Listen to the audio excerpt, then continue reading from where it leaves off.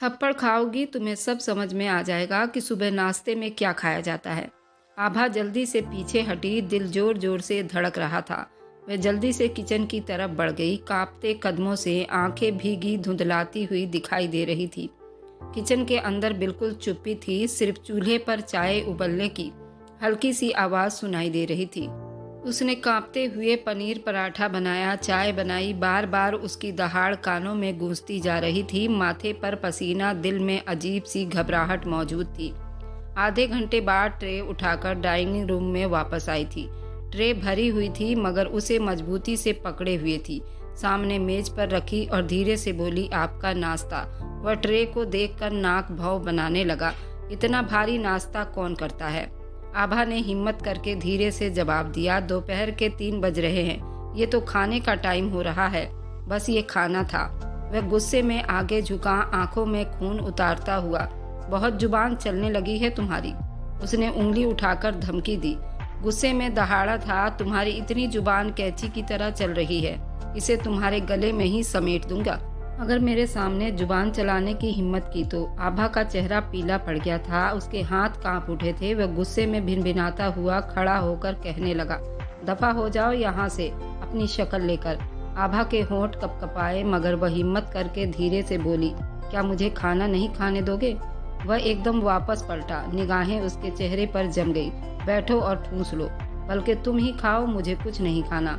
उसने कुर्सी जोर से पीछे धकेली, कुर्सी में चरमराहट सी फैल गई और वह तेजी से बाहर निकल गया था। कदमों की आवाज धीरे धीरे कम होती गई। आभा कुछ पल तक दरवाजे की तरफ देखती रही, उसकी पीठ पर नजरों को गाड़े रोती रही।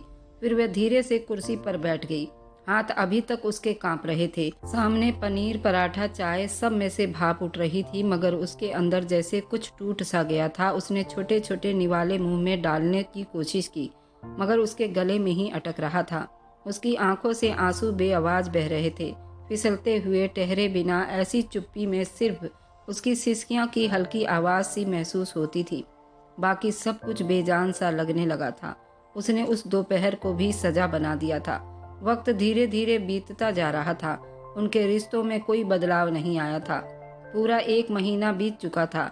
रात गहरी हो चुकी थी। कमरे की मध्यम पीली लाइट सोफे के किनारों पर हल्की सी चमक डाल रही थी। सावन सोफे के एक तरफ टेक लगाए बैठा था। लैपटॉप की स्क्रीन उसके चेहरे पर रोशनी फैला रही थी। उंगलियां कीबोर्ड पर तेजी से चल रहे थे, जैसे वह किसी अनदेखी गुस्से को शब्दों में बदल रहा हो। वॉशरूम का दरवाजा धीरे से खुला। आभा धीरे से बाहर निकली। उसके चेहरे पर थकन, आंखों में नमी और कदमों में अजीब सी थकन थी। वह कुछ पल दरवाजे के पास खड़ी उसे देखती रही। वह पूरी तरह लैपटॉप में गुम था, जैसे उसका जिस्म कमरे में है ही नहीं। फिर वह धीरे से चलती हुई उसके पास आई। थोड़ी दूरी बनाकर रखा था। उसका दिल इतनी जोर से धड़का था।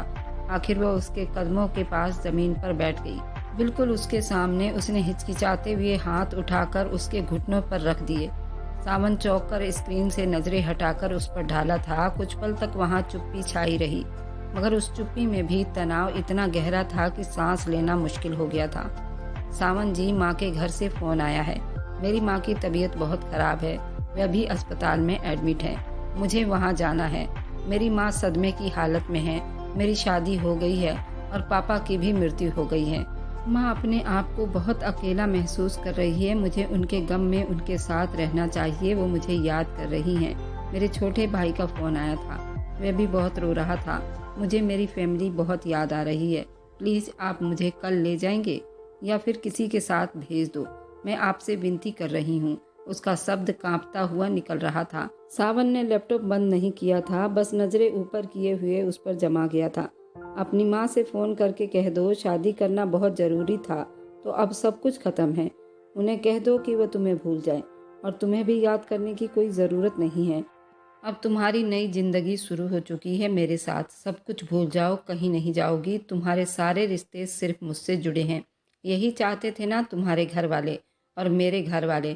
थोड़ा भी इंतज़ार नहीं किया था। कोई मर गया है तो उसका वादा इतनी जल्दी निभाया गया था, तो अब क्यों तकलीफ हो रही है? उसके दिल पर जैसे किसी ने पत्थर रख दिया हो। सावन की बातें सुनते वह जल्दी रोने लगी थी। ऐसा अत्याचार मत करो, वह मेरी फैमिली है। मैं आपकी हर बात मानती हूँ, जो आप कहते हैं वह करती हूँ। प्लीज़ मुझे जाने दीजिए, मैं ऐसा कैसे अपने घर वालों से रिश्ता तोड़ सकती हूँ। आंसू तेजी से उसके गालों पर फिसलने लगे थे। हाथ जो उसके घुटने पर रखे थे अब कांपने लगे थे। सावन की आंखों में एक अजीब सा ठहराव था। तुम्हें पता है, उसने मगर काट खाने वाले शब्दों में कहा, जबरदस्ती के रिश्ते अगर बांध दिए जाए तो वह इसी तरह गुंजल हो जाते हैं, फिर वह कभी भी नहीं संभलता। वह पल भर को रुकी, सांस बिल्कुल थम सी गई थी। वह झुका, उसकी आंखों में सीधा देखते हुए बोला, मैं चाहता हूँ तुम वही दर्द महसूस करो जो मैं कर रहा हूँ। मुझे तुम्हारे साथ जबरदस्ती बांध दिया गया है। मैं नहीं चाहता था तुम्हारा साथ। ये शब्द उसके दिल पर तीर की तरह लगा था। वह भीगी आंखों से उसको देखने लगी थी। वह हैरान होकर बोला, लेकिन मैं कहाँ रो रहा हूँ, मैं भी तो बर्दाश्त कर रहा हूँ। तो अब तुम भी वही सब बर्दाश्त करो और जो मैं चाहूँगा वही करोगी। वह धीरे से पीछे हुई, आंखों से बहते आंसू थमने का नाम ही नहीं ले रहे थे। अगर ऐसा नहीं कर सकती हो तो दफा हो जाओ। ये शब्द चाकू के नोक जैसे थे। आभा के होंठ कांपे। उसने आखिरी कोशिश और एक आखिरी उम्मीद की, माँ से मिलकर शाम तक आ जाऊंगी, मुझे जाने दीजिए, मुझे माँ की बहुत याद आ रही है, प्लीज मैं सिर्फ कुछ घंटे के लिए चली जाऊं। वह पूरा शब्द भी नहीं बोल पाई थी। सावन ने मुंह फेर लिया था, जैसे उसकी बातें कोई मायने नहीं रखती थी। उसने लैपटॉप बंद कर दिया था मगर आभा की तरफ दोबारा नहीं देखा था।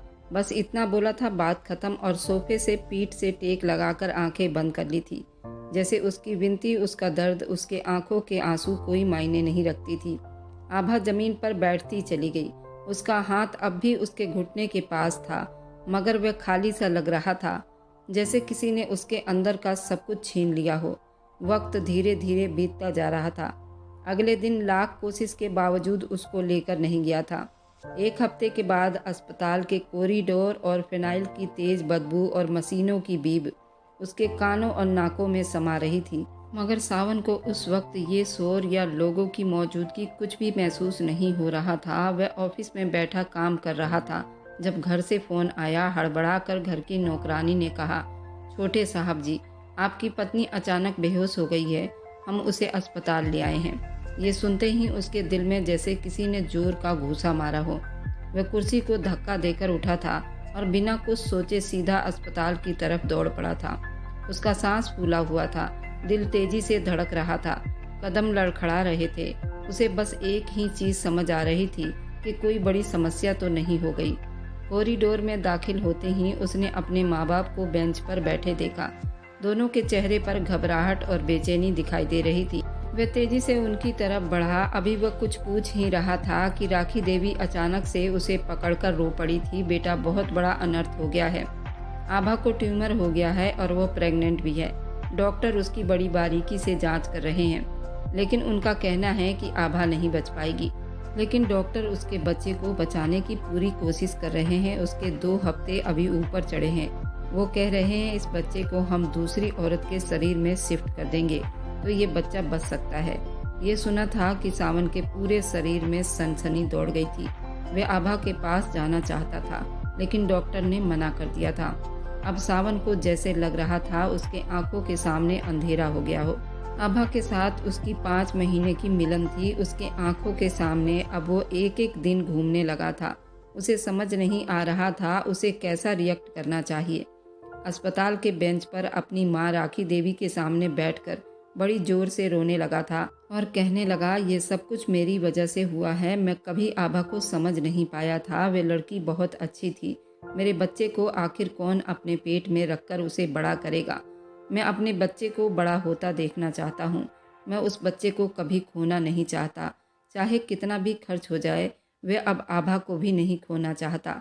सब ने उसको रोका लेकिन वह डॉक्टर के पास भागता हुआ उनसे माफ़ी मांगने लगा था। अपनी पत्नी आभा को बचाने के लिए डॉक्टर से विनती करने लगा था। डॉक्टर ने उसे माफ़ी मांग ली थी। उसने कहा कि बस बच्चे को बचाने की कोशिश कर सकते हैं लेकिन माँ को किसी भी तरह से बचाया नहीं जा सकता। उनका ट्यूमर लास्ट स्टेज पर पहुंच चुका है। वह अस्पताल के बेंच पर बैठकर दहाड़े मार रहा था, अपने सर के बालों को नोच रहा था। उसकी हालत बहुत बुरी हो गई थी। आभा की माँ और उसकी फैमिली भी अस्पताल पहुंच चुकी थी। उनकी हालत भी बहुत खराब थी। उनके घर में जैसे मातम सा फैल गया था। सबको आभा को लेकर बहुत चिंता हो रही थी। ये सब कैसे हो गया? पीछे से नर्स ने आवाज़ दी, आपको डॉक्टर बुला रहे हैं। सावन और उसके माँ बाप सभी डॉक्टर के पास आ गए।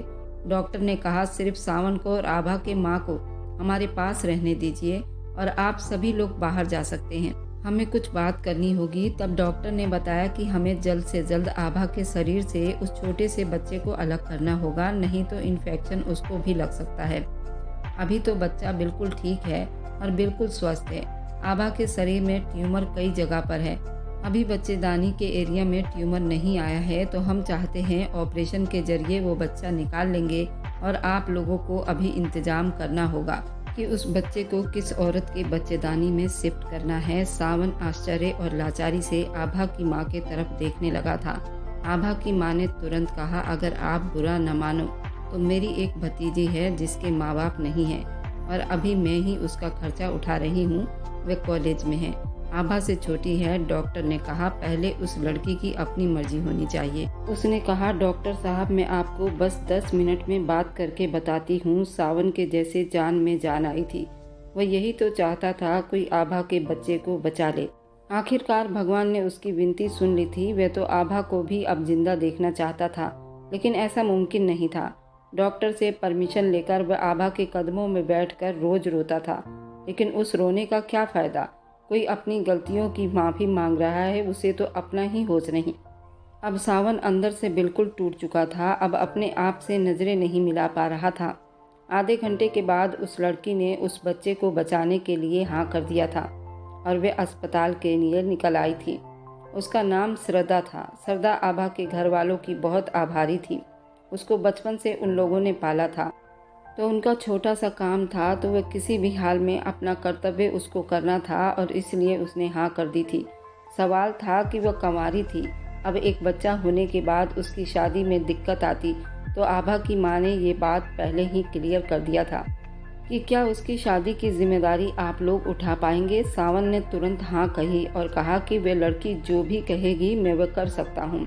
अगर वह लड़की आगे पढ़ना चाहेगी तो मैं उसे पढ़ाऊँगा, अगर वह शादी करना चाहेगी तो मैं उसकी शादी की जिम्मेदारी लूँगा। आभा अस्पताल में 3 महीना मौत और ज़िंदगी की लड़ाई लड़कर हार चुकी थी।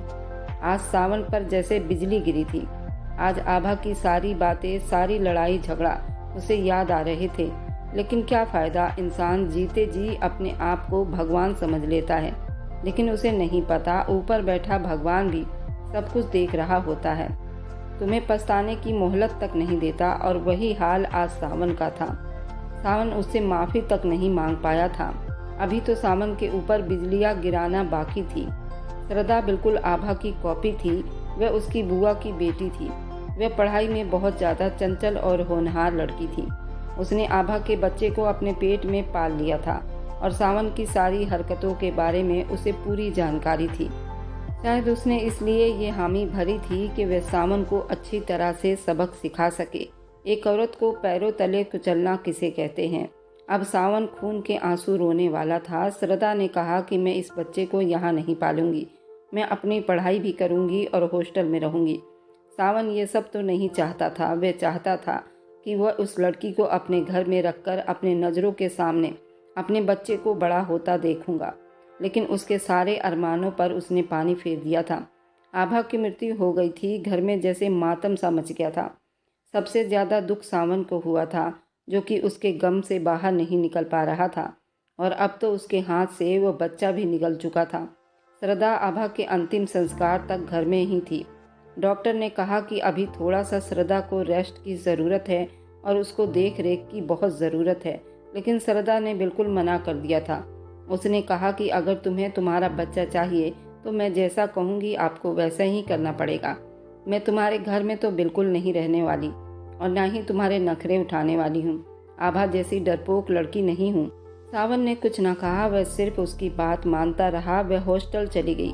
उसके पास एक नर्स को भी रखा गया था ताकि श्रद्धा की पूरी देख रेख कर सके।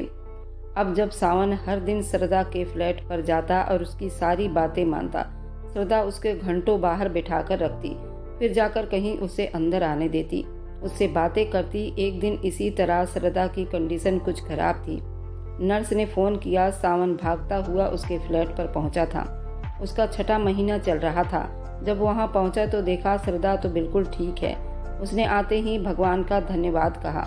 उसने कहा, सावन मैं चाहती हूँ तुम मेरे लिए खाना बनाओ। सावन एक पल उसे देखने लगा, फिर उसने कुछ न कहा। उसने कहा, ठीक है, थोड़ा इंतज़ार करना पड़ेगा क्योंकि मुझे रसोई में कुछ भी नहीं आता। मैंने आज तक रसोई में कदम तक नहीं रखा।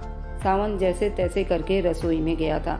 उसे कुछ समझ नहीं आ रहा था रसोई में क्या करते हैं। उसे आभा की वह दिन याद आए जब उसने वह खाना उसके सामने फेंका था। सावन की आंखों से आंसू मोतियों की तरह बह रहे थे। मोबाइल से देखकर खाना बनाया सरदा के लिए लेकर गया था। सरदा ने खाने को देखते ही मुंह बनाया था, ये कैसा खाना है, इसमें तो कोई स्वाद नहीं है। तुम कैसे इस बच्चे की परवरिश कर पाओगे जिसे खाने का टेस्ट ही नहीं पता कैसा होता है। सावन चुप हुआ था, वह उसके कदमों के पास बैठ गया था। सरदा, मैंने कभी रसोई में काम नहीं किया है। मेरे तो नौकर चाकर एक आवाज़ मारो तो कितने काम कर जाते हैं, तो सिर्फ इस बच्चे के लिए ये सब कर रहा हूँ। और क्या कर सकता हूँ, मैं तुम्हारे लिए बाहर से ऑर्डर कर देता हूँ। उसने कहा कि कोई ज़रूरत नहीं, मैं बाहर का खाना नहीं खाती हूँ। मेरे सेहत पर भी और बच्चे के सेहत पर बुरा असर पड़ेगा।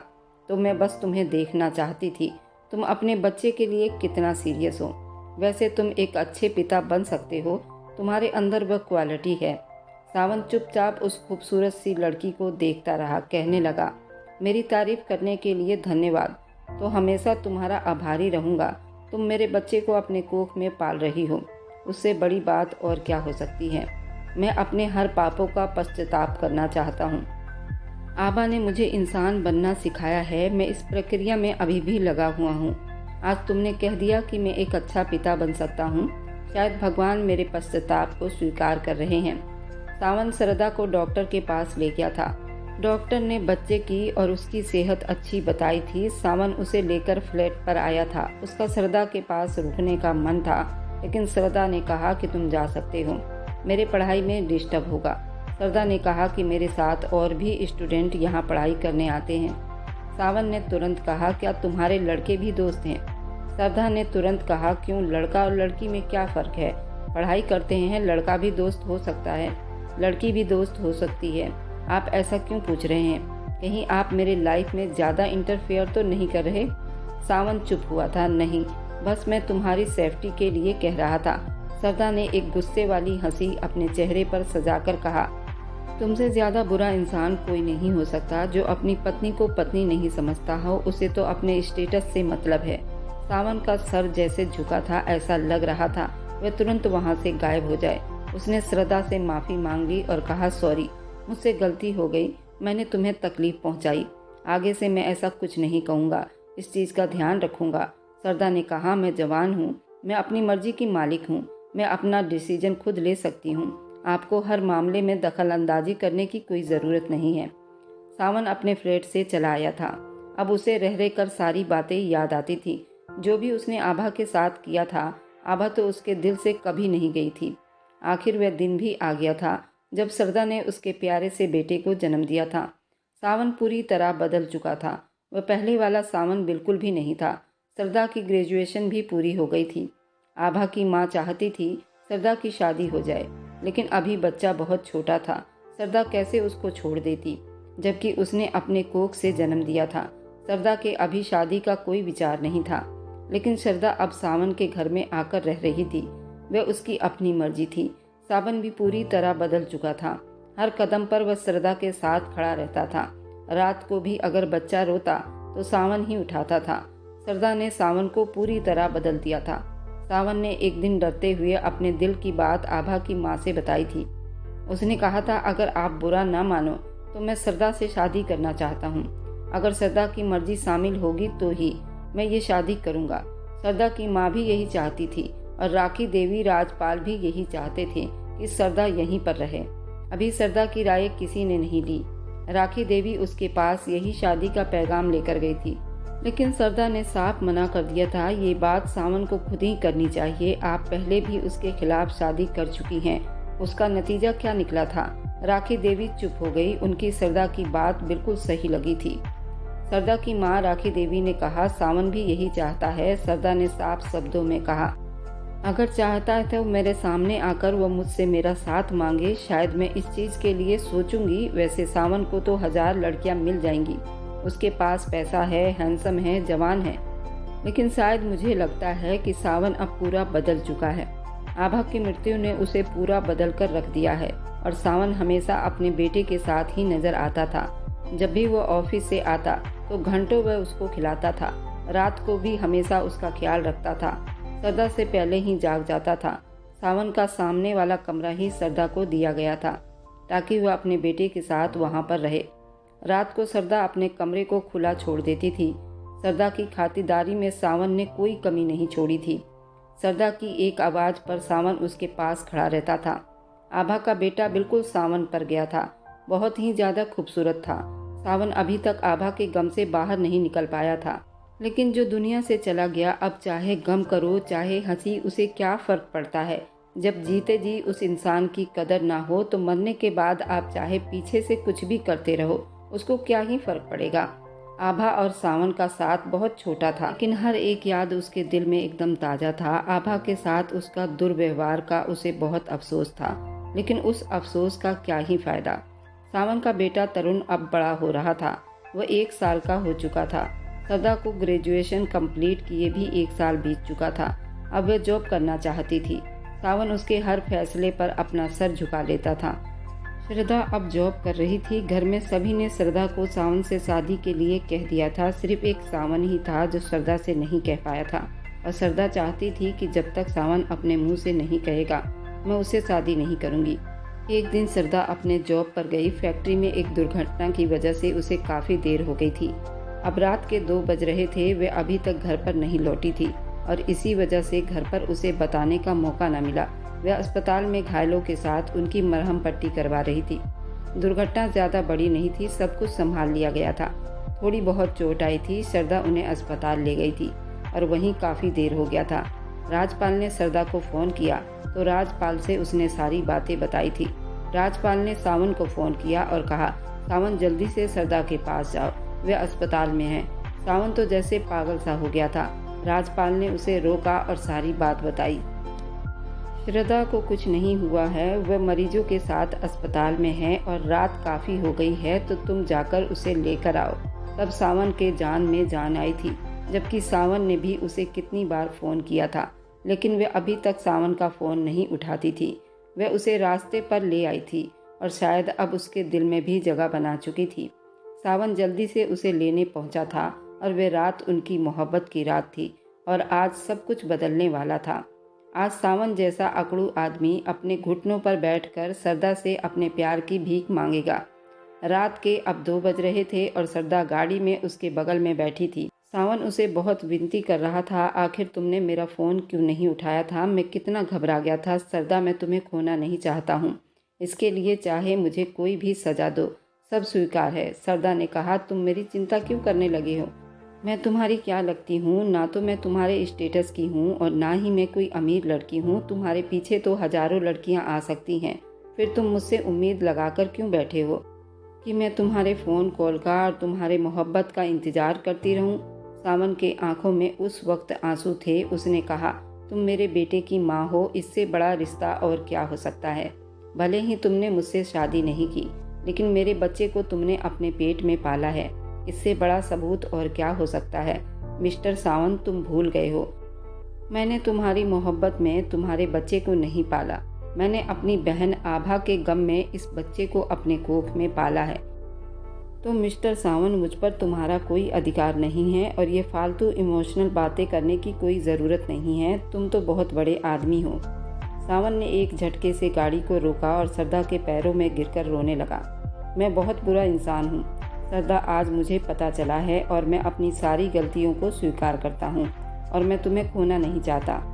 श्रद्धा भी उससे मोहब्बत करने लगी थी, लेकिन उसकी औकात दिखानी बहुत ज़रूरी थी। इंसान अपने कर्म से छोटा बड़ा होता है, ना कि पैसों से। सावन उसे देखता ही रह गया था। सावन ने कहा, मैं तुम्हारा ज़िंदगी भर इंतज़ार कर सकता हूँ। मुझे तुम्हारे अंदर आभा दिखाई देती है। अगर मैं तुमसे शादी करूँगा तो अपनी सारी गलतियों को सुधारने का मौका मिलेगा और शायद तुम मेरी सारी गलतियों को बताती रहोगी। श्रद्धा, तुम मुझसे शादी कर लो। मैं तुम्हारा दूसरा पति बनने के लिए तैयार हूँ। तुम जिससे मोहब्बत करती हो उससे भी शादी कर सकती हो। श्रद्धा ने उसे घूरती हुई नज़रों से देखा। तुम्हें कैसे पता मैं किसी और से प्यार करती हूँ? सावन ने कहा, मैं तुम्हारे बारे में नहीं जानता। अगर कोई तुम्हारे दिल में हो तो तुम उससे भी शादी कर सकती हो। मुझे कोई एतराज़ नहीं। मैं एक नया इतिहास लिखूंगा। मैं तुम्हारा दूसरा पति बनने को भी तैयार हूँ। एक मर्द के लिए ये बहुत बड़ी बात होती है। समाज में हमेशा ही आदमी 2 या 3 शादियाँ कर लेता है और वह अपने दोनों पत्नियों को रखना चाहता है। लेकिन मैं इस इतिहास को बदल दूंगा। अगर तुम्हारे दिल में कोई और लड़का है तो तुम उससे भी शादी कर लो, लेकिन तुम अपने नाम के साथ मुझे भी जोड़ लो। मेरे दिल का बोझ हल्का कर दो। सरदा ने सावन की आंखों में असली मोहब्बत देखी थी और वह चुप हो गई थी और कहने लगी, अभी तक तो मेरी जिंदगी में कोई नहीं आया। मुझे लगता है कि तुम्हारे लिए हाँ बोल देना चाहिए। सरदा का हाँ सुनते सावन एकदम खुशी से झूम उठा था। सरदा ने प्यार से सावन का हाथ पकड़ लिया था, उसके हाथों को चूम लिया था। कहने लगी, सावन, मैं तुम्हें बदलते हुए देखा है। तुम एक अच्छे इंसान बन सकते हो। मैं इस अच्छे इंसान को खोना नहीं चाहती और मैं तुम्हारे साथ अपने जीवन बिताना चाहती हूँ। सरदा उस रात घर आई थी, लेकिन एक नए रिश्ते के साथ। सरदा अपने बेटे के साथ सावन के कमरे में पहली बार आई थी। उसके बेड पर बैठते ही कहने लगी, सावन, तुम्हारे कमरे में मैं पहली बार आई हूँ। तुम्हारा कमरा बहुत खूबसूरत है।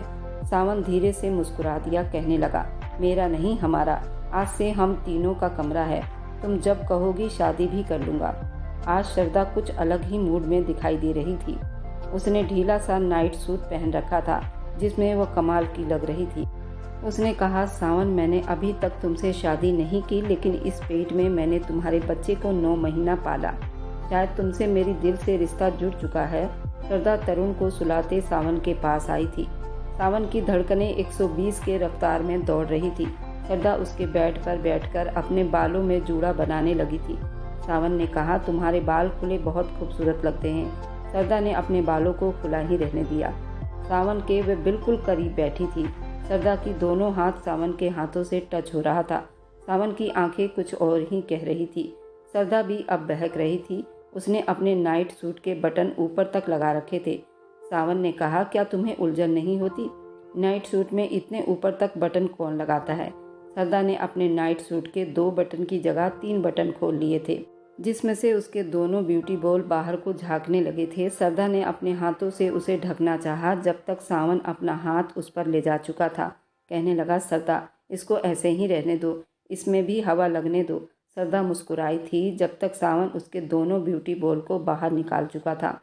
कहने लगा, सरदा, इसमें तो दूध भरा हुआ है। मैं तो इसको मुंह से भी नहीं लगा सकता। ये मेरे बेटे का आहार है। चलो मैं इसे हाथ से ही छूकर सुकून ले लेता हूँ, और ये बहुत ही खूबसूरत है। सरदा उसके हाथ सहलाने से आहें भर गई थी और उसके बाजुओं में कब गई उसे पता ही नहीं चला। सिर्फ आहें भर रही थी, जिस पर सावन बिल्कुल पागल हुआ था और उसको सुकून पहुंचाने लगा था। धीरे धीरे गर्दन से, फिर होंठों पर, फिर उसके बैली बटन पर, और फिर उसे बाहों में लेते अपने नीचे कर चुका था। उसको चूमता हुआ उसे भी दीवाना कर चुका था। अब वो बड़ी जोर जोर से सिसकियां ले रही थी। उस एक झटके से उसकी चीखों को भी तेज किया था। वह बिल्कुल अपने चीखों को दबाते सावन से चिपक चुकी थी। सारी रात तो वह एक दूसरे में खोए रहे। सावन उसे फूलों की तरह महका रहा था। उन दोनों को होश तब आया जब उनका बेटा जाग गया था और भूख से रो रहा था। सरदा ने तुरंत अपने आप को संभाला। सावन ने उसे हिलने तक नहीं दिया। उसने कहा कि नहीं, तुम्हारी अभी कंडीशन ठीक नहीं, तुम यहीं पर सो, मैं यहीं पर तरुण को लेकर आता हूँ। सरदा ने अपने ऊपर कंबल ओढ़ लिया और अपने बेटे तरुण की भूख मिटाई। सावन उन दोनों को चाहत की नजरों से देख रहा था। तरुण दोबारा सोया तो फिर से सावन उसे फूलों की तरह गोद में लेते उसके होठों को चूम रहा था और उसे कहने लगा, कल ही हम दोनों शादी कर लेते हैं। सरदा ने अपनी हंसी दबाई और कहने लगी, देखो, मैं दुनिया की पहली औरत हूँ जो पहले तुम्हारा बच्चा पैदा किया और उसके बाद सुहागरात मनाई, और अब सुहागरात के बाद शादी होने जा रही है। ये सब कुछ उल्टा ही हो रहा है। और ये कहते हुए सावन के सीने से जा लगी थी। सावन ने तुरंत राजपाल के पास फोन किया और कहा, पापा, कल मेरी और सरदा की शादी का फंक्शन रखो। कल मैं सरदा से शादी कर रहा हूँ। राजपाल भी मुस्कुराए और कहने लगे, फाइनली तुम अपने मुंह से बोलकर सरदा से शादी कर रहे हो। इससे खुशी की बात और क्या हो सकती है। राजपाल और मोहनलाल दोनों मिलकर जल्दी जल्दी फ़ोन मिलाने लगे, रिश्तेदारों को इनवाइट करने लगे। बड़े ही साधारण तरीके से उन दोनों की शादी हो गई। शादी में आभा के पूरे परिवार को आमंत्रित किया गया था और वह भी बहुत खुश थी। सरदा को भी बहुत बधाइयाँ दे रही थी, लेकिन सावन ने सरदा पर कोई रोक टोक नहीं लगाई थी। उसको जॉब करने की भी पूरी आज़ादी थी। राखी और राजपाल अपने पोते के साथ खेलते रहते थे। मोहनपाल भी बहुत खुश रहते थे। सारे मेहमान घर से चले गए और सरदा को सावन के कमरे में भेज दिया गया था। सरदा घूंघट में बैठी सुहाग रात के रस्म को निभाने के लिए तैयार थी। सावन ने कहा, क्या तुम तैयार हो? तुम्हें कोई तकलीफ तो नहीं? सरदा ने कहा, अगर बीच में गैप किया तो फिर दोबारा बहुत ज़्यादा दर्द होगा। इससे अच्छा है हम दर्द को ही ख़त्म कर लेते हैं। सरदा ने उसके हाथों को पकड़ लिया। सावन ने धीरे धीरे उसके सारे कपड़े अलग किए और फूलों की महक में आज फिर से वह कमरा सिसकियों और आहों से गूंज उठा था। उन्हें मोहब्बत करते रात काफ़ी देर हो गई थी। सुबह उनकी आंखें बड़ी देर से खुली थी। जब नौकरानी ने उनका दरवाज़ा नॉक किया था तो वह हड़बड़ाकर अपने कपड़े को ढूंढती उठी थी। आज राखी देवी ने तरुण को अपने पास सुलाया था ताकि उन्हें कोई डिस्टर्ब ना हो। सावन भी जागता हुआ उसके बाजुओं को पकड़ चुका था। बोला कि कोई बात नहीं, आराम से उठो, कोई जल्दी नहीं। बाहर से तरुण की रोने की आवाज़ आ रही थी तो सावन हड़बड़ाकर सरदा के ऊपर कंबल उड़ाता दरवाज़ा खोलकर तरुण को ले चुका था और उससे प्यार करता तरुण को सरदा के गोद में लिटा चुका था और खुद उसके बैक साइड से चिपक कर सो गया था। तरुण दूध पीते नींद की वादियों में वापस चला गया था। सावन फिर से आंखों में खुमारी भरकर सरदा के छाती से चिपक चुका था और बच्चों की तरह हरकतें कर रहा था। हम तुम्हारे बिना एक पल भी नहीं रह सकते। देखो ना, मेरे बेटे का आहार और मेरी खुराक तुम्हारे पास ही तो है। हम तुम्हें छोड़कर कहाँ जाएंगे? सरदा ने मोटी सी आंखें घुमाकर सावन के गालों को काट लिया था। तुम दोनों के बहुत नखरे हैं, बस बहुत हो गया, मुझे नहाने दो। वह बिन कपड़ों के बिस्तर से उठती बाथरूम में घुस गई थी। सावन आह भरकर बिस्तर पर अपने बेटे के साथ ही लेटा रहा। सावन और सरदा के शादी को अब 1 महीने बीत चुके थे। सरदा को खाना हजम नहीं हो रहा था, वे पलटियां कर रही थी। सरदा ने डॉक्टर से चेक कराया तो उसका शक सही निकला था, वह प्रेग्नेंट हो गई थी। अब तरुण भी 2 साल का हो गया था। सरदा अपने जिस्म से पूरी स्ट्रॉन्ग थी। डॉक्टर ने उसकी सेहत और बच्चे की सेहत बिल्कुल नॉर्मल बताई थी। सावन का कहना था, अगर तुम दूसरा बच्चा पैदा नहीं कर सकती हो तो इसका अबॉर्शन करवा दो। सरदा गुस्सा हो गई थी। उसने कहा, नहीं, मैं अपने इस बच्चे को भी पाल लूंगी। घर में फिर से एक बार खुशियाँ उमड़ आई थी और सरदा ने 9 महीने के बाद एक प्यारी सी बेटी को जन्म दिया था। सावन की फैमिली अब कंप्लीट हो चुकी थी। उसके पास एक बेटा और एक बेटी दोनों थे। अब उसकी फैमिली कंप्लीट हो चुकी थी। सरदा उसी तरह अपना जॉब करती रही, उसकी कोई रोक टोक नहीं थी। घर में बच्चे आया और दादा दादी संभालते थे। सावन और सरदा की मोहब्बत दिन ब दिन और दुगनी होती जा रही थी।